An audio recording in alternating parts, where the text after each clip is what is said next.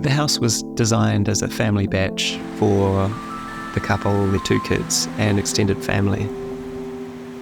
They wanted a house that was quite low-key and relaxed, but with a certain character, its own character.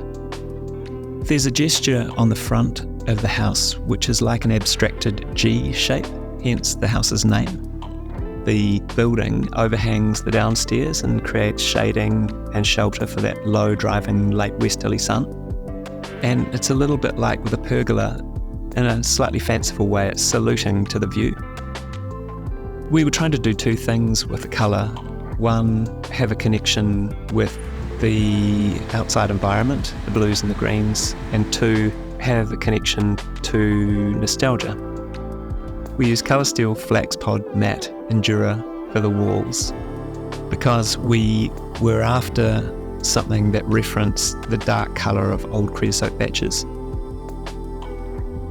For the roof, we used colour steel smoky Endura, which is a lighter colour, so that we didn't get the overheating through having a dark colour on the roof. The interiors are similar in some ways to the exterior, but they're also different.